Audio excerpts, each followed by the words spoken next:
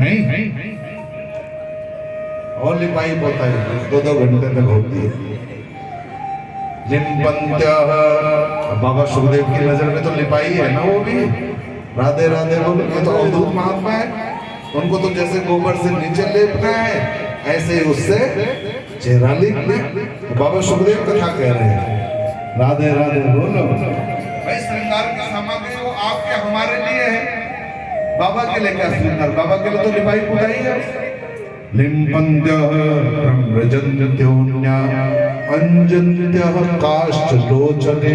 कोई तो काजल लगा रही है, उसने जरा सा काजल लगाई रही थी तब तक अपना नाम सुना, उसने काजल को फेंकर दौड़ी, एक ही आंख पर लगी है।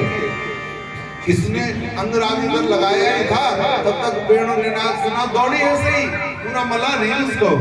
व्यत्यस्त वस्त्राभरण, वो भान भूल गई कि हमने वस्त्र कैसे धारण किए हुए हैं। जो जिस स्थिति में था वेणु की ध्वनि सुनी और स्थिति उसी स्थिति में तुरंत दौड़ लगाई, कोई तैयारी नहीं, उसी समय दौड़ लगाई। सब पहुंच गई है निकुंज में, कन्हैया स्वागत कर रहे, स्वागतम स्वागतम स्वागतम वो महाभागः प्रियं किं करवाणि वा ब्रजस्यानामयं कच्चित् ब्रूता गमन कारणम। आओ, कैसे आई हो? ब्रज में सब कुशल तो है, आने का कारण बताओ। झगड़ा करके आई हो क्या घर से? पति से झगड़ा हो गया क्या? पुत्रों से झगड़ा हो गया क्या? ऐसे नहीं आना चाहिए घर छोड़ करके। अच्छा अच्छा अच्छा अच्छा अच्छा, चांदनी रात देखने के लिए आई हुई होंगी कि शारदीय सौंदर्य में पूर्णमासी की रात्रि में कैसे चांद दिखाई देता है, हम देख करके आए वन से।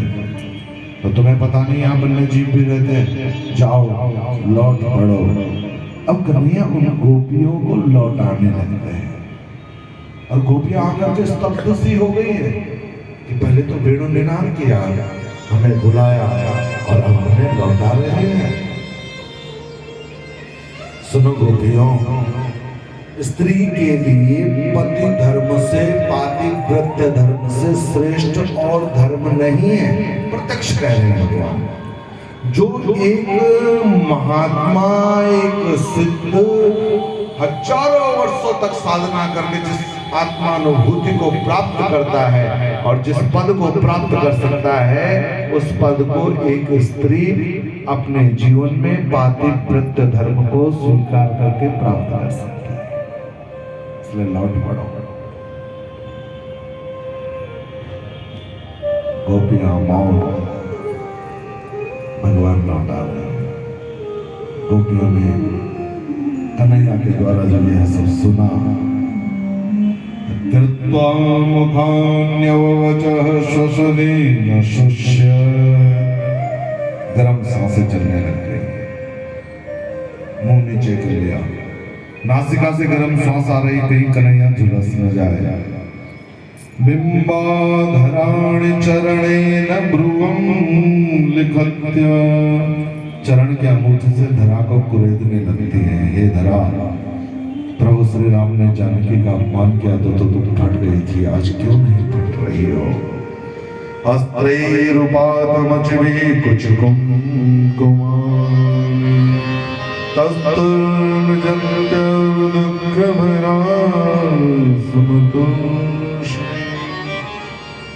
फिर सब गोपियों ने मिल करके प्रणय निवेदन किया, बड़ा दिव्य गीत गाया। मैवं विभुर्हति भवान् गदितुं संस संत्यज्य सर्व विषयास्तव पादमूलम् भक्ता भजस्व दुरवग्रहमां त्यजास्मान् देवो यथादिपुरुषो भजते मुमुक्षुम्। कन्हैया बंद करो, बस करो कन्हैया। इस प्रकार आप दुराग्रह पूर्वक हमें लौटाओ मत कन्हैया। और तुम लौटाने वाले होते कौन हो? पहले तुम्ही ने तो वेणु निनाद करके हमें बुलाया है, हम आई हैं, और आप कह रहे हो क्यों आई हो? या तो ऐसा हो गया जैसे कोई आकर के कहे बहुत भूख लगी है, जल्दी से कुछ खाने को दो, खाने को दो, और उसके लिए कोई प्रेमी थाल भर करके सजा करके उसके मुख पर रख दे और फिर वो कह दे कि आप भूख है नहीं, अब मुझे खाना नहीं है। ऐसा दुराग्रह त्याग दो कन्हैया। हे कृष्ण कन्हैया, तुम हमें लौटाना चाह रहे हो लेकिन हम लौट नहीं सकते हैं, जा नहीं सकते हैं।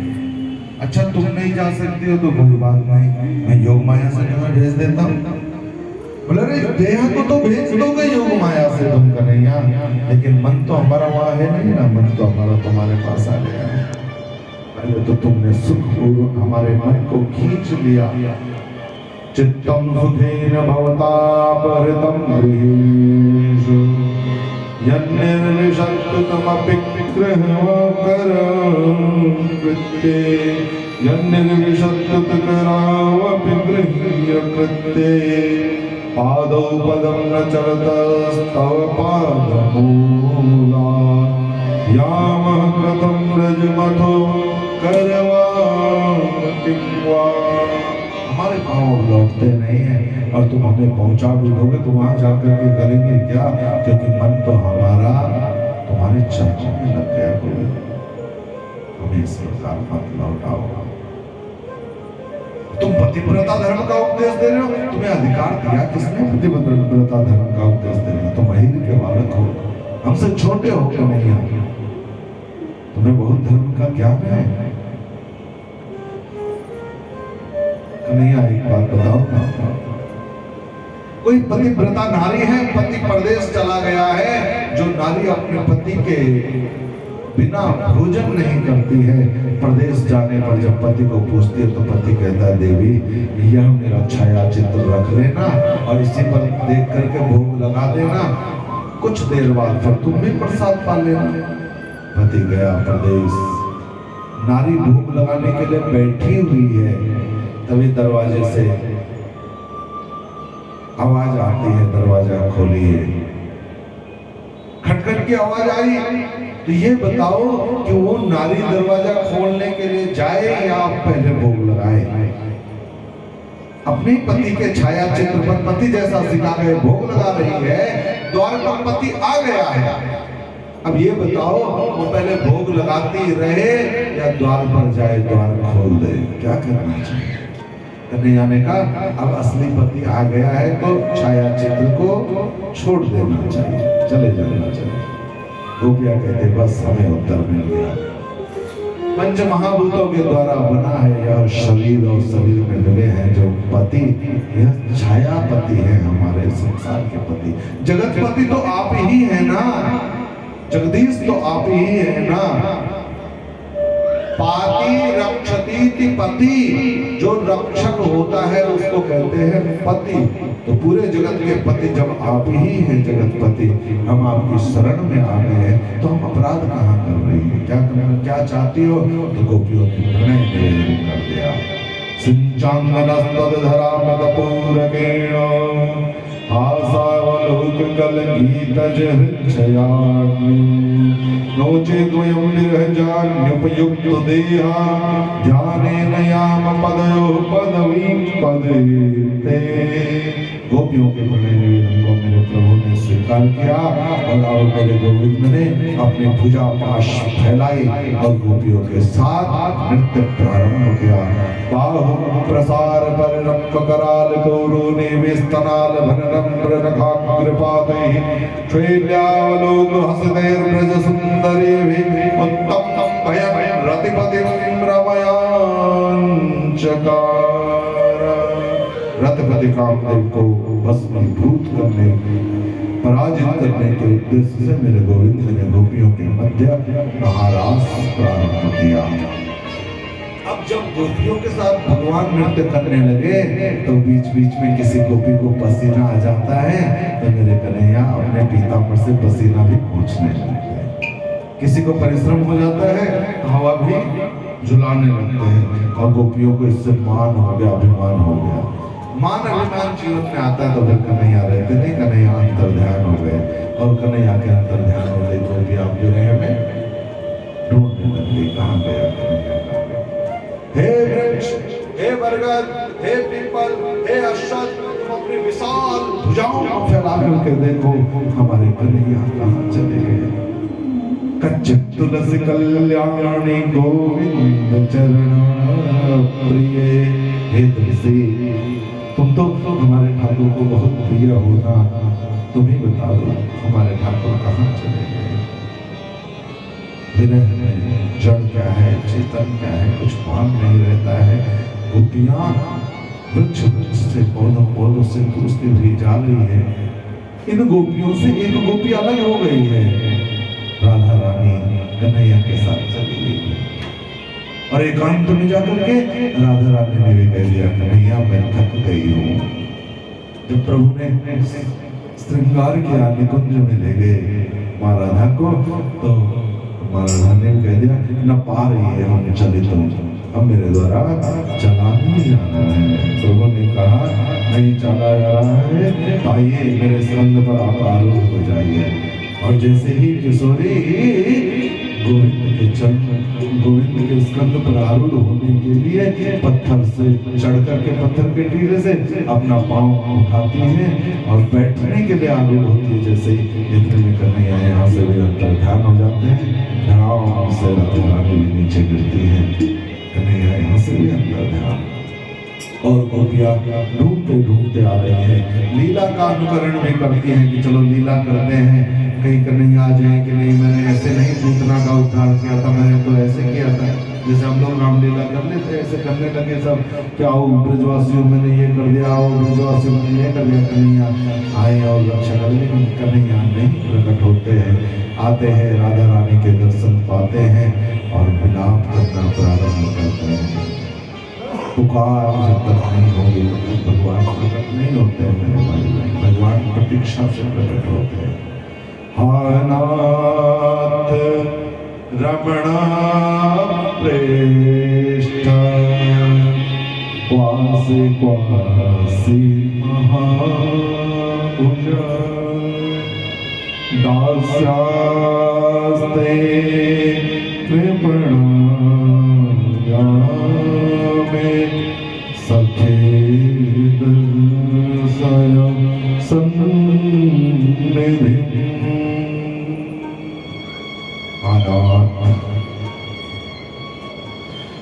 रमण हे गोविंद कहाँ चले गए हो प्रभु, दर्शन दो दर्शन दो दर्शन दो।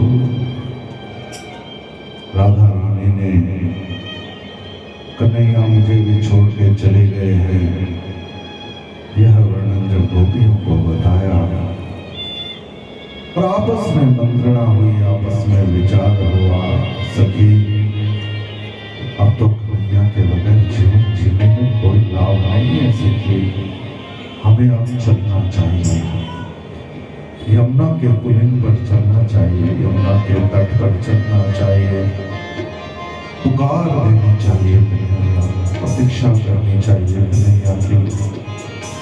कन्हैया कृपा करे, दर्शन दे तो दे सके, नहीं तो सके हमें अपना यह शरीर भी धारण करना चाहिए, यह जीवन त्याग देना चाहिए। और विरह की पुकार, पुराण का प्राण, गोपियों का प्राण कृष्ण कन्हैया से दूर हुआ, तो अब गदगद वाणी से मिलकर के गोपियों ने यह दिव्य गीत गाना प्रारंभ किया।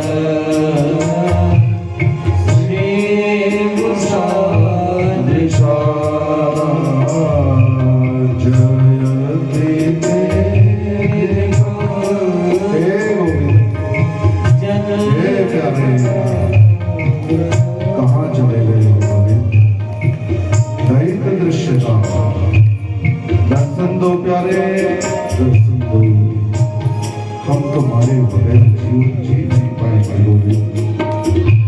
जब से तुम्हारा जन्म हुआ है इस व्रज प्रदेश में, तुम्हारे जन्म होने से ब्रज की महिमा और बढ़ गई है।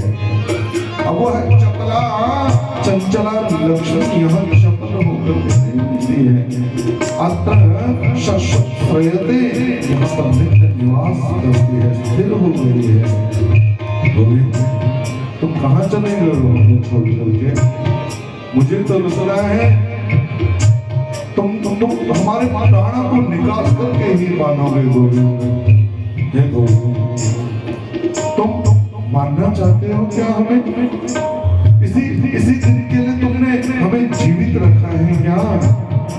जैसे कोई कसाई अपने बकरे को हरी हरी घास खिलाता है, उत्तम से उत्तम भोग पदार्थ देता है और उसका ध्येय होता है कि एक दिन मुझे इसकी बलि देनी है और उस दिन बलि देने पर मुझे अधिक से अधिक मांस प्राप्त हो, इसलिए वह पालन पोषण करता रहता है। क्या इसी दिन के लिए तुम हमारी रक्षा कर रहे थे? अरे तुम्हें हमें मानना ही था गोविंद, तो फिर बचाया क्यों? हमें मारने के लिए कंस ने हम असुर भेजे थे क्या? उन्हीं असुरों के द्वारा हम मृत्यु को प्राप्त हो जाती। अरे कालिया के दहे में, काले नाग के उस नृत्य में ही हम कूद करके अपने प्राणों को त्याग देते गोविंद। तुम्हारे हृदय में इस प्रकार का रो करके नहीं जीना पड़ता, इस प्रकार बनना तो नहीं सोचता है गोविंद, क्यों बचाया?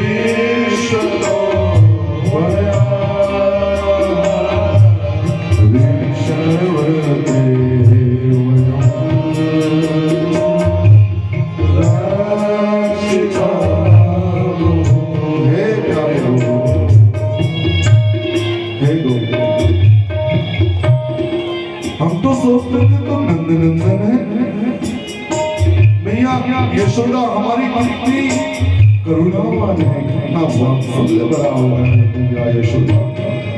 हम तो आपको यशोदा नंदन समझते थे गोविंद, हम तो आपको नंद नंदन समझते थे, लेकिन आपके अंदर तो ना यशोदा मैया का कोई गुण आ पाया है और ना ही आपके अंदर कोई नंद बाबा का गुण आ पाया है। यदि आपके अंदर उनके थोड़े से भी गुण आए हुए होते तो आप हमें यूं अपने विरह की अग्नि में जलते हुए छुप के नहीं जाते। हमें तो ऐसा लगता है तुम आकाश से करते हुए हो और मैया यशोदा ने तुम्हें अपने आंचल में पकड़ लिया और हम ब्रजवासियों को यह बता दिया झूठ यह मेरा ही पुत्र है, आप उनके पुत्र नहीं हो सकते, उनके पुत्र होते थोड़ी तो दया तुम्हारे में भी होती। गोविंद दर्शन दो गोविंद।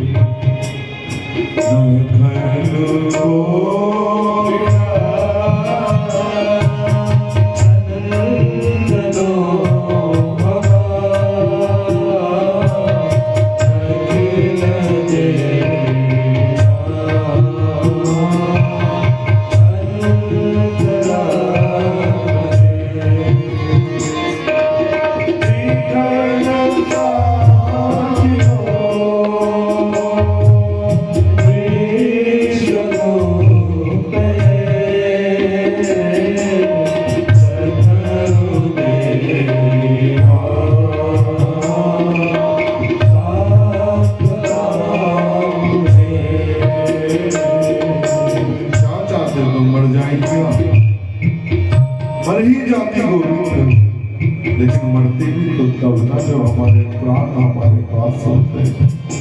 हमारा प्राण रूपी पंछी तो आपके चरणों में है गोविंद, आपके पास है, वह हमारे पास है। और जैसे सड़े सुध संपन्न तुम हो, ऐसे ही सड़े सुध संपन्न तुम्हारी कथा है। तुम्हारी कथा का पाठ करके हमने अमरत्व को प्राप्त कर लिया है। अब तुम्हारे विरह में रुदन करती करती यूं ही जीती रहेंगे, क्योंकि मरना चाहेंगे भी गोविंद तो मर नहीं सकते हैं।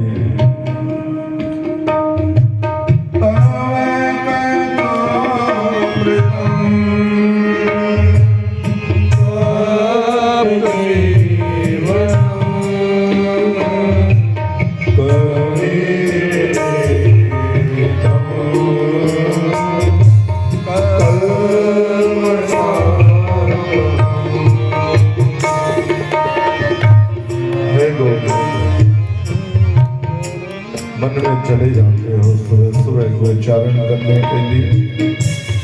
तुम्हारा है क्या? तुम तो अपने सखाओं के साथ क्रीड़ा करते रहते हो, खेलते रहते हो। कभी विचार किया, कभी सोचा क्या कि तुम्हारी याद में हम दिन भर कैसे प्रतीक्षा करते होते, कितनी प्रतीक्षित रहती है गोविंद। कभी विचार किया क्या? कभी तुम्हें आने में थोड़ा सा विलंब हो जाए, त्रुटि मात्र का विलंब हो जाए गोविंद, तो हमें लगता है एक युग बीत गया है। जब तुम गोचारण करके लौटते हो, वेद विराज करते हो, तुम्हारे चेहरे पर श्रम के बिंदु होते हैं और उनमें कोई धूल का कण लगा होता है, मणि की भांति चमक रहा होता है। तुम्हारी अंगावलियों के अपलक जब हम दर्शन प्राप्त करना चाहते हैं, कोई पलक झुक जाती है, तो विधाता को भी गाली देते हैं, हे विधाता तूने सृष्टि की संरचना तो की है, लेकिन सृष्टि की संरचना करते करते मानव तन का निर्माण करना तुझे नहीं आया विधाता। हमारी देह कैसी बनानी चाहिए थी, इस बात का तुझे ज्ञान नहीं रहा। तूने हमारे आंखों की ये पलकें क्यों बना दी है? कन्हैया दिखता है, कन्हैया के दर्शन करने के लिए अपलक दर्शन करना चाहती है, लेकिन कब तक पलक झुक जाती है। तूने पलक क्यों बना दी विधाता? तुझे कुछ मानव बनाना नहीं आता है क्या? ध्रुवी अटती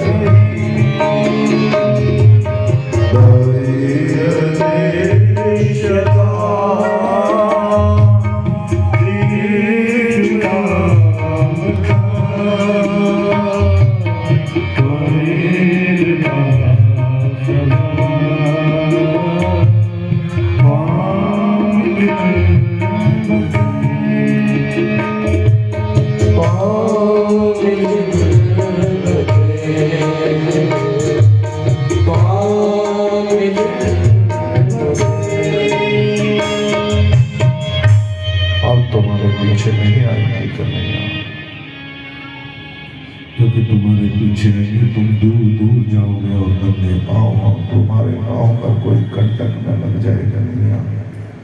इसलिए तुम्हारी जो इच्छा हो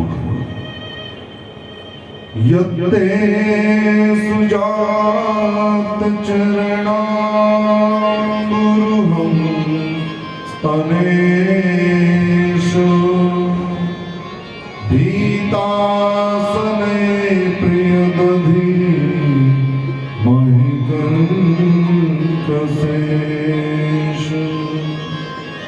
तेनामवीतकसित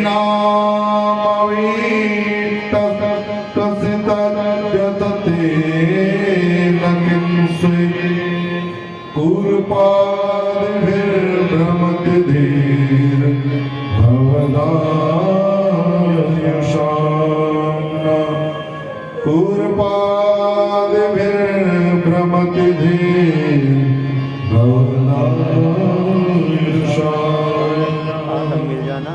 18 श्लोकों में गोपियों ने दिव्य गोपी गीत गाया और बड़े दिव्य गोपियों के भावों को जब कृष्ण कन्हैया ने सुना, भक्त की पुकार को परमात्मा तुरंत सुनता है। मेरे रास बिहारी भगवान उन्हीं गोपियों के मध्य में पुनः प्रकट हो गए। भगवान कहीं गए नहीं थे, भगवान वहीं थे, बस लीला कर रहे थे। गोपियों की प्यास देखना चाहते थे। अब गोविंद रास बिहारी रासेश्वर करके प्रकट हो गए। तासा मेरा भोजरे स्मयमान मुखाम्बुज पीतांबरधर श्रृंगी साक्षात् मन्मथ पीतांबरधर श्रृंगी साक्षात् मन्मथ। बोलो रास बिहारी भगवान